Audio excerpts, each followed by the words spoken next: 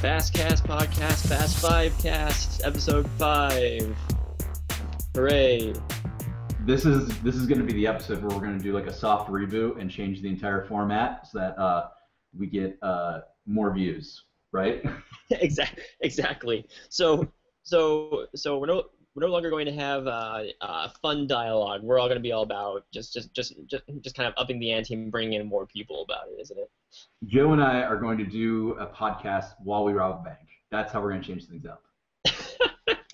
We're going to get into a car chase. Yeah, and be chit-chatting back and forth the whole time. So anyway, we finally just adjusting my position here. So we finally gotten into the point in the series where it's taken a drastic turn and has no turning back, I guess, from here on out. And I don't know about you, but this is actually the movie that convinced me that I need to watch the series because I remember when Fast 5 came out, everyone was like, "Oh my gosh, this movie's amazing." Even like a lot of people who I knew weren't big fans of the previous 4, and I was like, "Huh, that's interesting." And I was kind of, and I always kind of put it off, but it was always because of this movie that I was like, if I ever watch this franchise, it's pretty much because of the reception that this one got. Yeah. So. What did you think, just kind of in broad terms, before we get into the nitty-gritty of it? Okay, well, so up until this point, I've kind of enjoyed the series just for what it is. It's just kind of a fun, cheesy car action series. This is the first one that I genuinely 100% just full out enjoyed from beginning to end. To be perfectly honest, I freaking loved this movie. Yeah, I totally agree with you. This is the first one in the series that I would actually recommend to someone and would actually kind of call a good movie. But saying that, it kind of actually brings up an interesting point, which is that I was thinking about if I wanted to recommend this to someone. So let's just use Paul as an example, since he isn't on this podcast and is probably listening. But like, if someone were interested in seeing Fast 5, I was thinking about it, and I was like, well, you could technically just watch the first one, the fourth one, and then this one. But then I thought about it and realized that a lot of the emotion, not that there's a lot of big emotional moments in this movie, but a lot of the connections to characters wouldn't have the same effect. Because as much as I didn't care for Tokyo Drift or Too Fast, Too Furious, the context of those adventures and knowing like Tyrese Gibson's character and the Han character from those movies, I think greatly impacts your enjoyment of this movie. So as much as I want to tell people, oh, just jump in with number 5, at the same time, it's like you're just going to have to grin and bear and go through the first 4 of them, because I think that makes this movie so much more worth it. Oh yeah, absolutely, because this is the first one since the first movie that really is all about the team and bringing everyone together, and you just wouldn't have that same sense of like, oh my gosh, this is finally happening, and just kind of thrills if you hadn't been connected with these characters from the previous movies. I previously thought about what if you watch these movies in chronological order? For instance, watching Tokyo Drift between 6 and 7, like it takes place in. But the problem with that is that Han does become a big team player in this movie, and having him in the movie wouldn't have made nearly as big of an impact for me as it would have if I hadn't watched Tokyo Drift first, despite the fact that it takes place further along the franchise. Yeah, because I think Tokyo Drift kind of allows you to enjoy Han as a character kind of on his own terms, whereas if you just come into him and your first introduction to him is in Fast 4, it's like, oh, it was that cool Asian guy who showed up for like 5 minutes, and that was it, Exactly. Nothing about what makes Han cool as a character. I think it comes in more in Fast 5 than it does in Fast 4, but I think you appreciate it a lot more having gone through Tokyo Drift.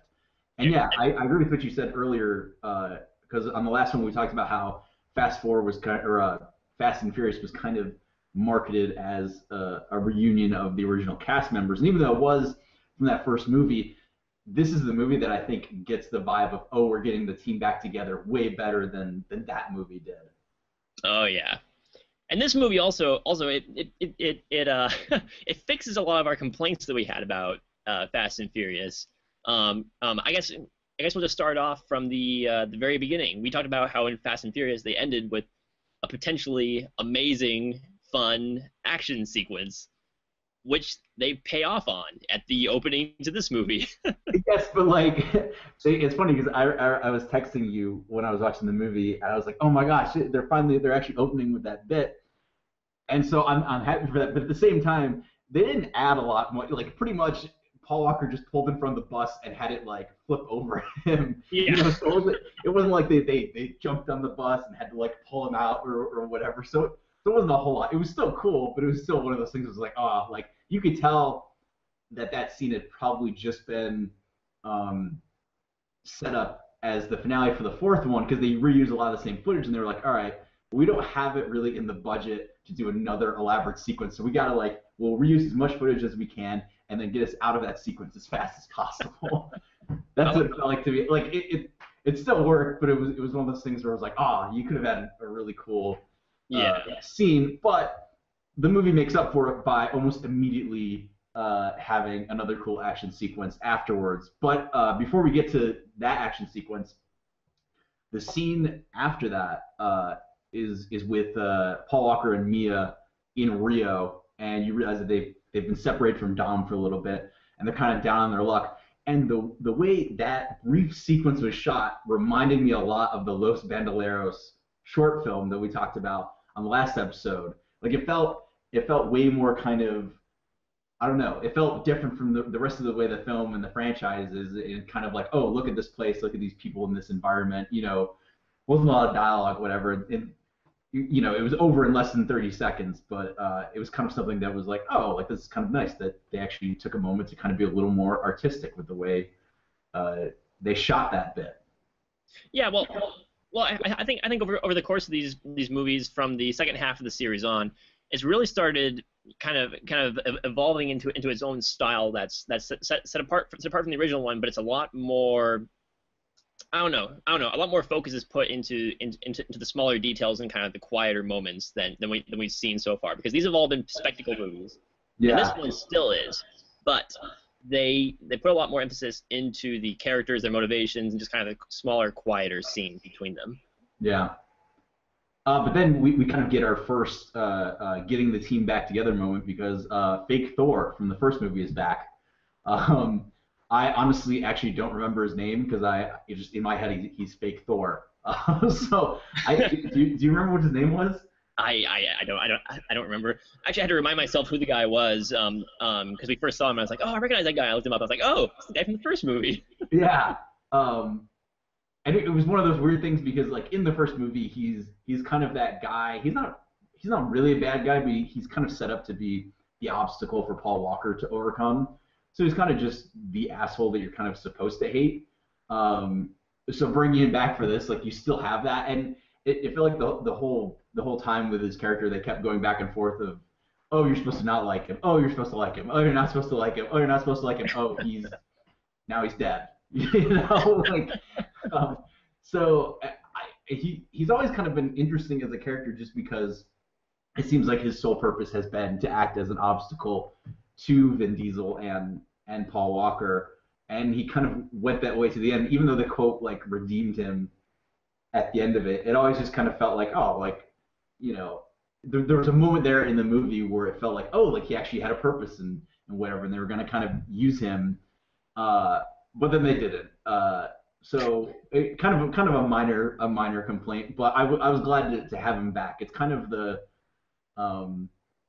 something that I think we'll bring up later in this episode is kind of how I think the Fast and the Furious has kind of evolved, and I think the part that we're in now is kind of the closest franchise that we have to like the Marvel Cinematic Universe, where there's a lot of callbacks and a lot of characters who it's like, oh, that guy was in that, was in 3 or 4 movies ago, and now he's popping up in this one again. So it was kind of cool to have that sense of a larger continuity with him. Oh yeah, and this movie is full of that. I almost want to say that the movie is full of fan service, but it's not quite that gimmicky. It's more of they said, all right, made the first movie work so well, and what cast members do we want to see brought back, and they just kind of keep calling back to them while still being its own unique movie because this is the first one in the series for me also that really branches off and tries to become a different kind of movie than the previous four, especially plot wise. It's not recycling the same. Paul Walker is working for the FBI or the police or anything like that, and they haven't shanghaied him into working for them. No, it's more of a heist movie, if anything.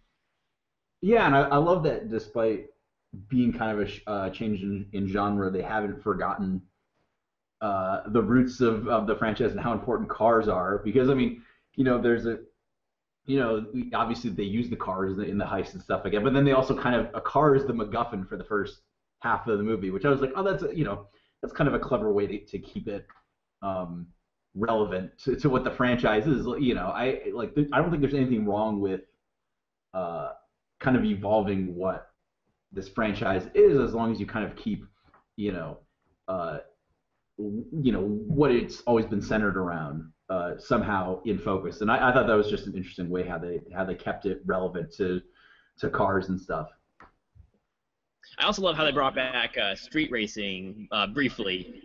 yeah. They'll always. I think no matter what city or country they go to, they'll always find an excuse for street racing. Like they'll crash land in like rural Alabama, and they'll go up against the Dukes of Hazzard or something like that. Like they'll always find a way to get that into the plot somehow. Which I'm not sure if you noticed this, but one thing I instantly noticed is that this is a different kind of Fast and Furious movie also, because the one like legit street race that they're going to have in the movie is basically they're going to pull off this heist that requires them to have a bunch of fast cars, and to get the fast cars they go to this street race in Brazil, and they're going to win a bunch of races and win a bunch of cars.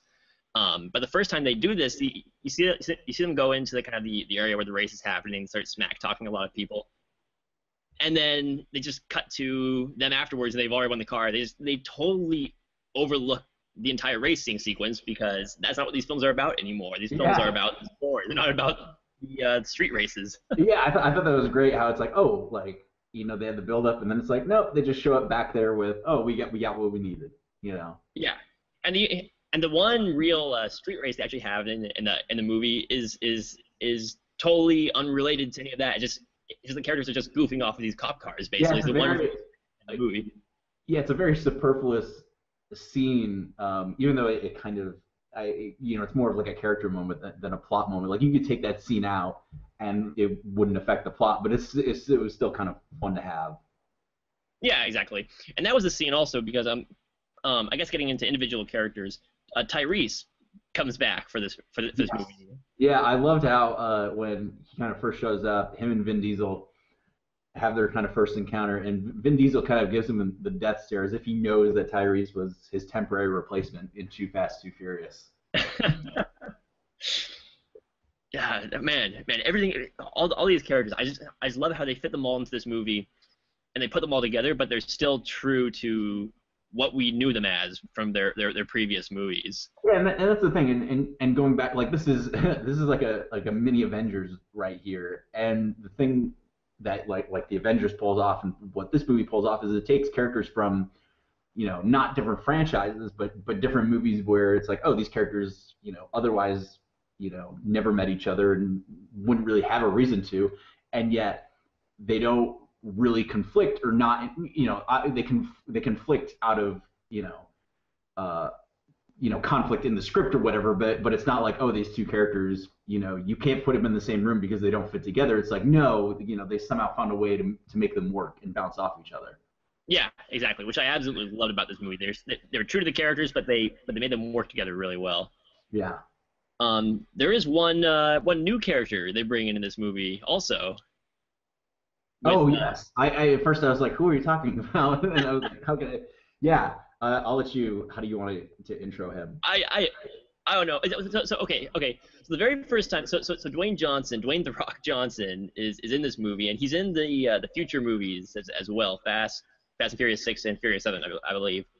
And his introduction into this movie convinced me that I was going to absolutely freaking love his character, because he plays what was it? Is it is he like FBI or special ops or whatever? He's some type of law enforcement, and he's also just before you get into his character, like all the law enforcement that's been in these movies before has always kind of more been like a thorn in their side. Like they're slightly incompetent. They always show up at when kind of when it's least convenient for the characters. They were always kind of breathing down Paul Walker's neck. But this is the first time where you actually believe that these guys could actually hunt them down and give them a good fight. And I think the casting of The Rock is a huge part of that. Yeah. Literally, yeah, both because he physically stands out more and because through his performance he kind of has a greater sense of presence than any of those other characters ever did.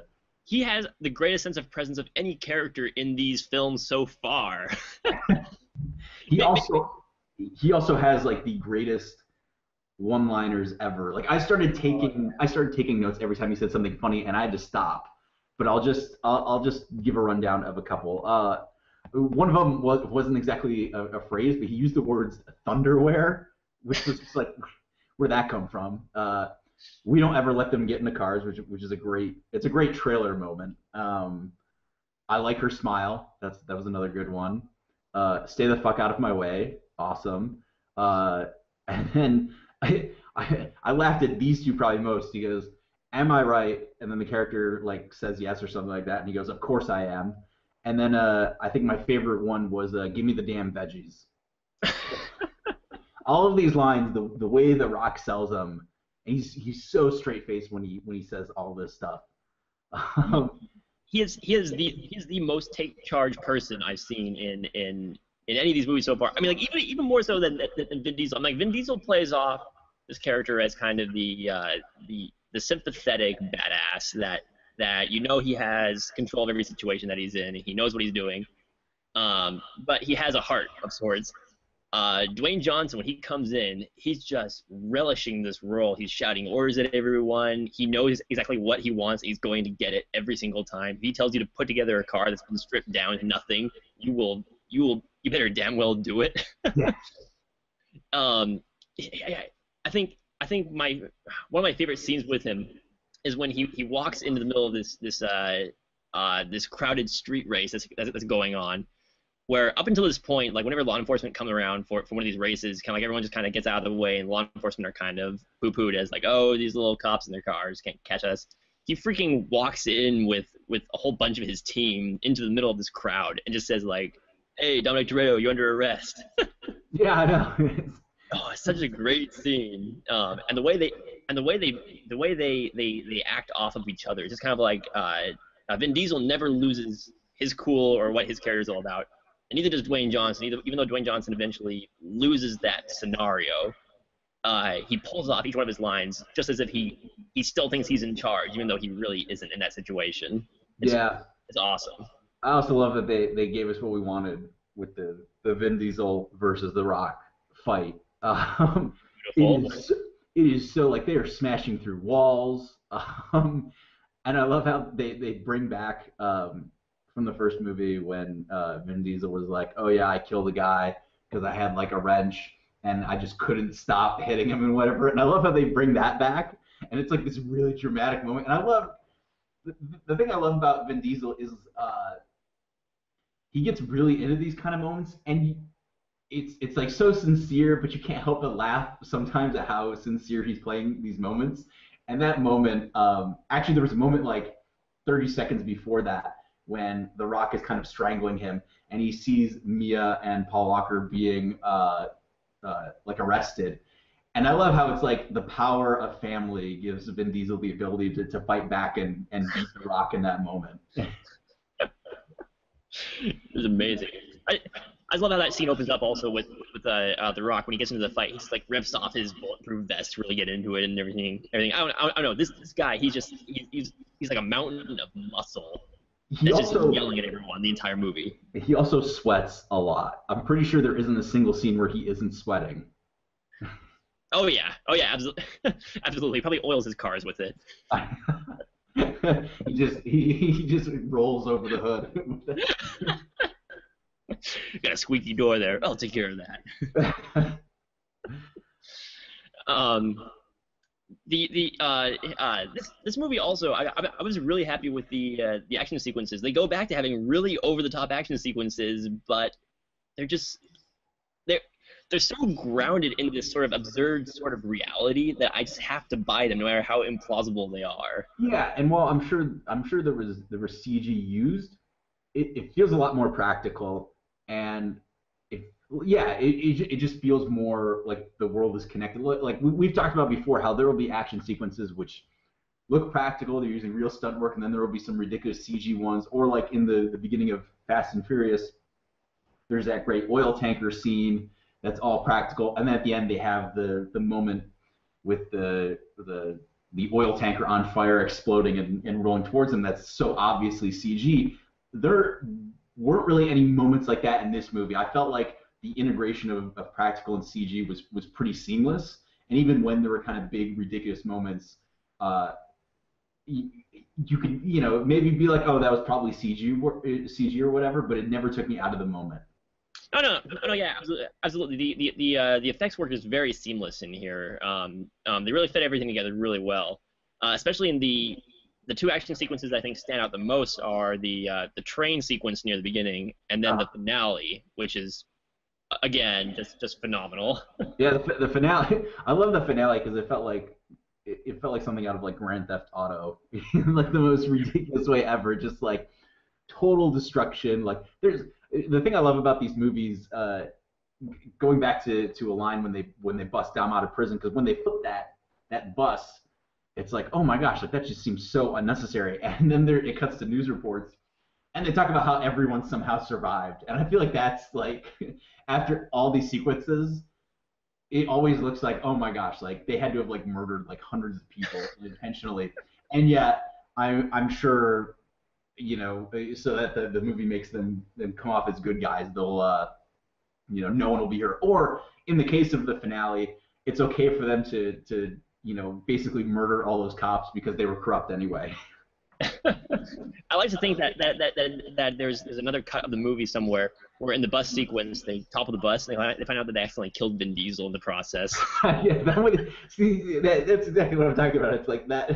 It made no sense, but it made for a good scene. It made for a good scene.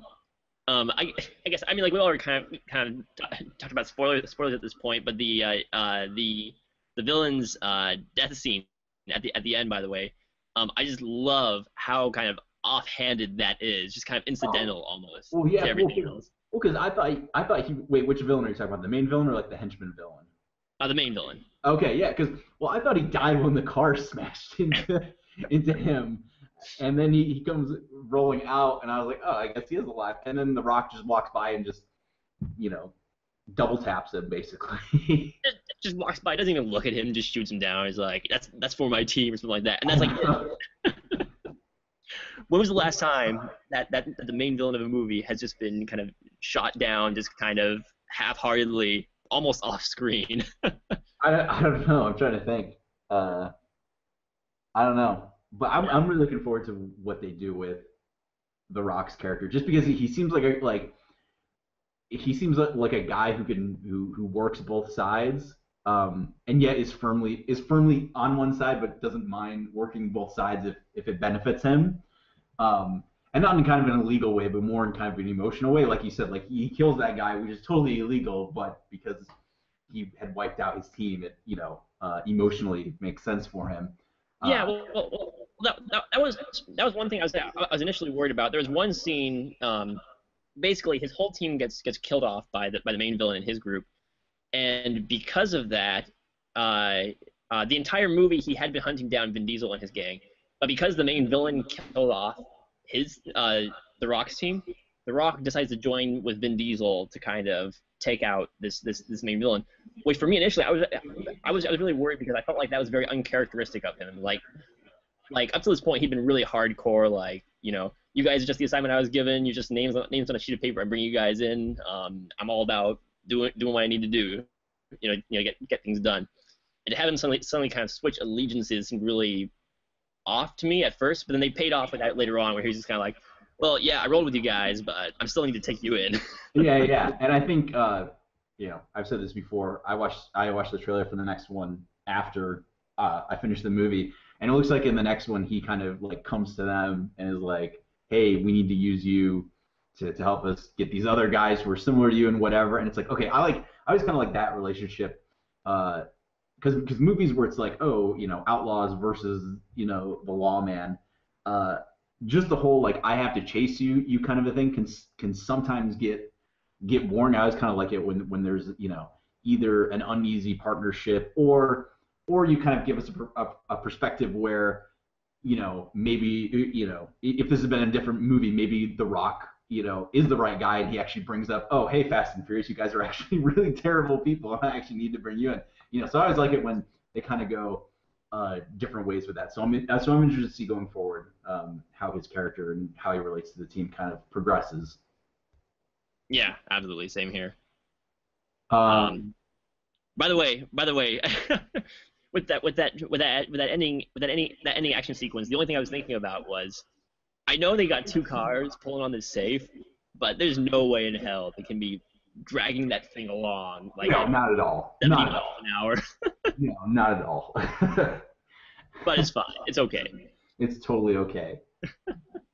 I love going back to that first. I think as much as I liked the last one, as much as I liked the last action sequence, I really liked the train.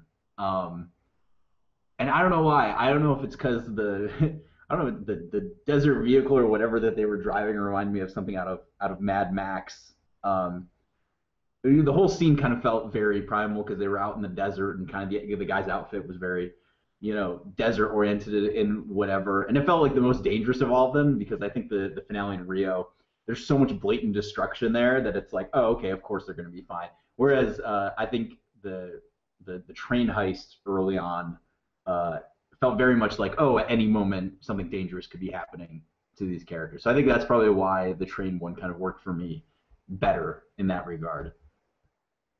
I also love how it ended with them driving off a cliff into a river or lake or whatever. Yes. Actually, my favorite part of that action sequences was was Vin Diesel going up to Paul Walker and saying, shitty call, O'Connor. Because I love how Paul Walker wasn't a good cop. He wasn't a good FBI agent, and he's not a good, like, I love how they keep kind of, like, subtly throwing that out there, that Paul Walker's character isn't good, like, and they have the, that reoccurring thing of Paul Walker versus Vin Diesel when it comes to street racing, and how Paul Walker is always convinced that Vin Diesel's chasing, and he finally wins a race in this one, but then they're like, oh, no, he just let you win because your wife or your girlfriend is pregnant and he wants you to have more money or whatever. So I always kind of love it that, like, as much as Paul Walker is the hero, they kind of always, take at least 1 or 2 moments in the movie to kind of be like, no, you're not really that good. Going back to Han also, we mentioned in our last episode how they kind of teased the fact that he was going off to Tokyo after that opening is what we presumed, but they find a way to bring him back in this one, and they give you another tease of that, another line from him towards the end of the movie as well. Yeah. Oh, that also brings the point that Han's in love with Wonder Woman. Yeah. That was pretty funny because he's not a character that you ever like. He's kind of, I think I brought this up when we were talking about Tokyo Drift, but he's kind of like Obi-Wan Kenobi, and so you just always kind of assume this guy is like celibate, and like you never feel the need for him to, like, have a girlfriend or whatever, but then when you kind of do, it's kind of funny. So as much as that might have been like, oh, we don't really have a good love story in this movie because Paul Walker and Jordana Brewster are already together, and Vin Diesel, lost Letty and whatever, so we need to get something in there. So I love that they picked that character and not like Tyrese or Ludacris or some, or someone. Well, the thing I love about Han is that he's just like the epitome of cool in this series. Just kind of the way he kind of just walks around, just kind of doesn't give a crap about anything, but he still feels like the moral compass of the team, even though he hasn't really shown a whole lot of that in this one. And he still isn't given a whole lot to do in this movie. But maybe it's just because of the way that we saw him in Tokyo Drift, we still think of him as like, oh yeah, he's that guy. You can always count on Han. Yeah, and I think, going back to the whole, you kind of need that context of his character, because I think in this movie, I think he just walks in the room and immediately just exudes coolness. Yeah. And you kind of like every time he says something, because he has a couple lines where he, either supports or maybe speaks against certain things, and you kind of are always like, Han's probably right, And you don't get that if you haven't seen Tokyo Drift. I feel like. Exactly. But it's funny because so Fast and Furious ended, or the last time we saw him in Fast and Furious, he had that line about, oh, I'm thinking about going to Tokyo because I hear they're doing a bunch of crazy stuff over there. In this one, they give him a similar moment where at the end of the movie, after the whole plot has finished, the woman he's with asks, asks him, so where do you want to go? And he's like, I don't know, I want to go to, what was it? Did he say, like Madrid or something like that? Yeah, yeah. And she was like, well, didn't you want to go to Tokyo? And he just kind of almost like winks at the camera and says like, yeah, we'll get there eventually. We'll get there eventually. Yeah, I like that. It leaves the door open for him to come back for future movies and not having them tie it down, which is great because he does return for the sixth one, doesn't he? Yeah. Yeah. Speaking of Han, he had a line in the movie that actually gets used like 2 or 3 times. And I thought it was funny. It was kind of the way the movie kind of basically explains away plot contrivances, which is basically with the line, I had another life before this. So anytime they want a character to do something, or like when they get that safe or something like that, and the character's like, how'd you do that? They just turn to the camera and go, I had another life before this, and then they move on. Which is funny because they they don't even really need the safe, except for the at the very end when you do 10 seconds to swap it during the car chase sequence, which I'm still like not quite sure how they did that. Me neither. Like I get how they unhooked it, but I don't know. I feel like it's nowhere near as easy as they make it seem. We got 10 seconds. We'll swap these 2 giant safes in the middle of a car chase sequence. It's fine. It's Fast and Furious franchise. I'm okay with it. Yeah. I will say, just because we've been pretty positive on the movie, I think the only downside I had is I think the middle kind of drags a little bit. And I was trying to think about this because this movie is more of a heist movie than the past 4 movies were. For kind of the only big comparison you can kind of make is just something like Ocean's 11, and because in the middle of Fast 5, it's them like getting stuff together and whatever, and for some reason it didn't work as well for me in this movie as it does in, say, in Ocean's 11. But I think it's because in Ocean's 11 is never reliant on action sequences or whatever. Like that movie's strengths are different, so they kind of, that's basically what an entire Ocean's movie is. They know how to make that work. Whereas a Fast and Furious movie is kind of like the action or the characters or whatever, and so kind of in the middle when they actually have to go through the process of setting things up and getting stuff ready, it's like, okay, we can kind of move a little bit. So I think the movie is like 2 hours and 10 minutes, and I feel like if they had found a way to maybe cut 10 minutes out somehow or tighten it up a little bit, it would have been even better. But that's kind of the only major complaint I can think of in the movie, is just that the middle kind of drags for me a bit. Yeah. And for me that wasn't as much of an issue, just because I mean the characters I was with I still really enjoyed. But you're right in that the focus of these movies has never been really on the actual plot itself. The plot has always moved along for the sake of the action set pieces, which I don't think is even is any more apparent, or which should I say is more apparent in this one than it is in the previous ones, because the action set pieces almost move the plot along themselves, which is great. But then when you don't have anything going on, it does tend to drag a little bit. But, yeah. Out of all the movies, I do think this one is the most well written. Whether or not that's because it actually is better written than the other ones, or just because Dwayne Johnson's one-liners are amazing, I don't know. Yeah. I definitely think so far this is the high point for the franchise. It's not even like, oh, it's just better than the last one. I think it's like Tokyo Drift and Too Fast, Too Furious are kind of close for me, and then the first Fast and Furious and then the recent 2009 Fast and Furious are kind of similar. But then it's kind of another step up before you get to Fast 5. So yeah. And for me personally, I know that you really like the first one as an actual quote unquote movie. Yeah. But for me, this is the first one that I would actually put on a bar as not just a good Fast and the Furious movie, but this is like a truly good action movie in and of itself. Like put it alongside any other great action movie of the past few years.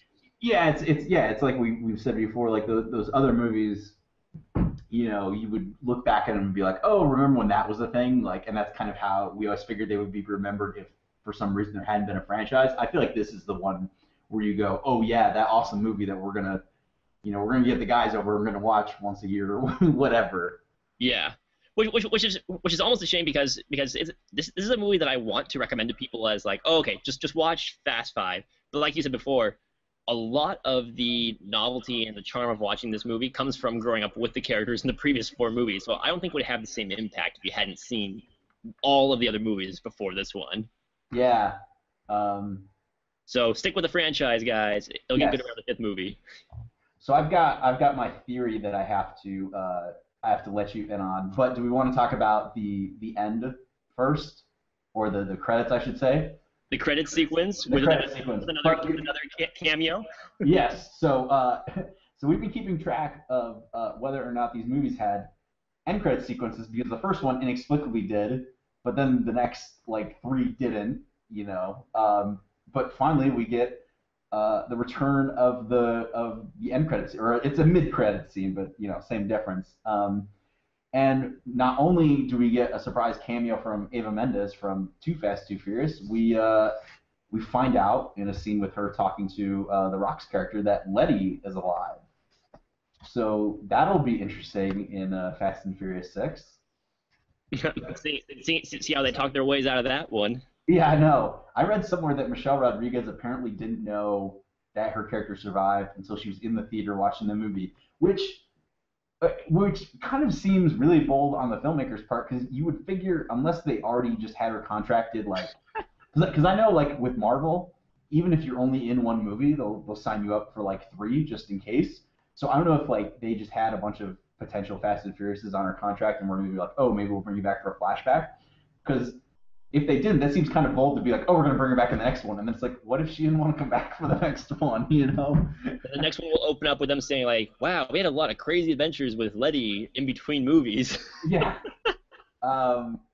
Something else I want to say about the end credits is actually from Roger Ebert's review. I always like to look up Roger Ebert's reviews after I watch a movie, since he's not around anymore. I was kind of miss his voice and always like to go back and see what he thought of movies. And so I was reading his positive review of Fast Five. He's actually, surprisingly, Roger Ebert was pretty positive on the entire franchise except for the fourth movie. That's funny. But yeah, so he goes, what I missed were laughs, although I got a good one right at the end, when we were warned that the driving in the movie was done in a controlled environment by professionals and we shouldn't try these stunts ourselves. Someday I would like to meet a driver who is planning to race his Hummer into a reinforced concrete wall before being persuaded otherwise by the closing credits. And I kind of agree with him because like movies always kind of have to put disclaimers or no animals were harmed at the end making this movie, but they usually put them at the end, kind of in smaller print where no one really cares or minds or whatever. But all these movies always put theirs like right up front of the credits, and I always just kind of thought that was interesting. Because it was, we talked about this last week. Like, did something happen after the first movie where they a bunch of people did do stuff and they have to legally put that like in big bold letters up front of the credits every single time? Because it always seems like kind of overkill. Like, I don't remember other similar types of movies having to do that. Well, in this one especially, because okay, it might make a little bit of sense with the Fast and the Furious, Too Fast, Too Furious, and then even Tokyo Drift, because those do have to do with actual street racing, and I could see how that could have been a problem. At this point, though, and where the franchise has gone, it's about as pointless as putting a disclaimer at the end of Spider-Man saying, "Don't swing from grappling hooks from buildings." Yeah. But so. I guess so. Before we kind of talk about this theory I have, any last thoughts on Fast Five? No, I all out enjoyed this movie. Which to be perfectly honest, before I even watched any of the Fast and the Furious movies, I never thought I'd see the day when I genuinely loved a Fast and the Furious movie. And this one completely won me over, and I'm really interested to see if they continue that going forward, or if we've truly seen the high point. Yeah. Yeah, I hope it keeps going because they obviously, I don't want to say figured out the formula because they had something that kind of worked before, but they refigured it out to keep it going, and that kind of leads me to my point, which is that like this is a franchise that should not still exist and should not, you shouldn't be able to say, oh, you should watch the Fast and Furious movies, but don't worry, they get really good at the fifth movie. Like that's usually around the fourth movie, things get bad and just stay bad or whatever until you just completely reboot the whole thing. But the Fast and Furious franchise, I actually, kind of bring up some relevant news. We had the trailer for the new Mission Impossible come out, and the Mission Impossible franchise is kind of similar in that it always kind of reinvents itself, and I think for that franchise it's because there's always a new director and there's always like 5 years between movies, so it always kind of feels like a different experience. And there's kind of a similar thing with the Fast and Furious is they've had different directors, even though Justin Lin has wound up directing like 4 of them, but they've always been like, all right, we're gonna make a new movie. What can we do differently, either with the plot or even with the casting? Like, apparently the casting of The Rock in this movie and Jason Statham in Furious 7 were all because Vin Diesel listened to his fans because they were all like, we want you to do a movie with The Rock, or we want you to do a movie with Jason Statham. He was like, all right, we'll just stick him in the next movie.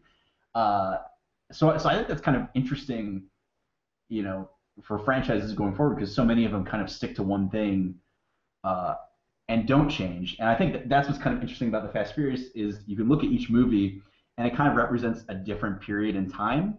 So Fast and Furious 1 kind of comes out in the early 2000s. Everyone's it's still kind of a very innocent time period, and that kind of plays off in the movie. But then, so Fast and Furious 1 comes out 2001.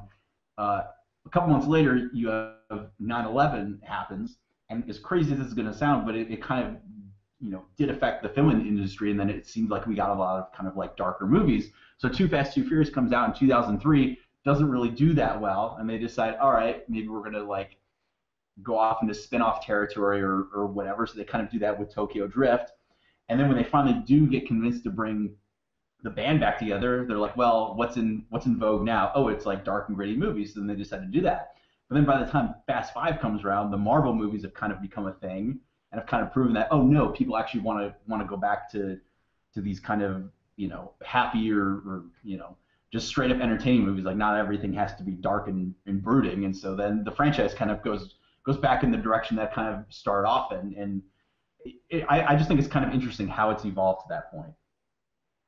Yeah, it is because they've tried almost everything else at this point. They've tried silly, crazy, over the top. They've tried dark and brooding, and now they're doing just kind of their modern blockbuster take on it, which is great. It's taking basically the best of the franchise up to this date and just kind of putting them all into a movie together, tonally and character-wise.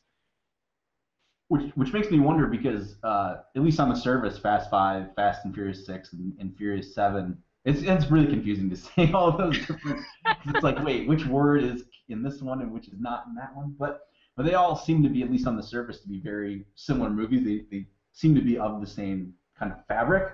So it'll be interesting to see now that Paul Walker's passed on, whatever. Like maybe they're going to take another opportunity to be like, all right, do we need to do another change up or whatever. I don't know if they will, but it'll be interesting to see, if they do and what they try and whatever. So I think that's kind of the exciting thing about this franchise is that, almost anything can happen. So it's kind of exciting to see where they're going to go next. Yeah, I'm just most curious about what they're going to be calling Fast and Furious 8 now, because they're running out of clever titles to do. They should just call it Fate. And just put, Terrible, and I love it. Yeah. So I think that's everything I kind of had to say right now. I don't know if you have any last thoughts other than that. I think we're both excited to get into Fast and Furious 6, which will be our last episode of the Fastcast podcast before we review Furious 7 on the Outside the Letterbox podcast. It is, yeah. I am. I said pretty much everything I need to say about Fast 5. Just watch it, but make sure you watch the other movies first. And I'm looking forward to moving on to Fast and Furious 6. Awesome. Yeah, yeah, I would recommend that too. Maybe like quickly, like if you're gonna watch the first four movies, like marathon them or watch them two at a time or something. Because we've been watching them like a week at a time, so it's always like, oh, we're waiting to get to the good stuff. But if if you don't have a podcast to record on each of them, just watch them as fast as you can, to get to Fast Five. Watch them as fast and furious as you can. There we go. Alrighty, so that's all for now. Next episode, we're talking about Fast and Furious 6, starring Vin Diesel and Paul Walker. I don't know why I felt like I needed to say that. Check us out on the-letterbox.com. We have our Facebook page. Find us on Facebook. We're on YouTube. Check out our Outside the Letterbox podcast and Film Illiterates web series. Take it easy.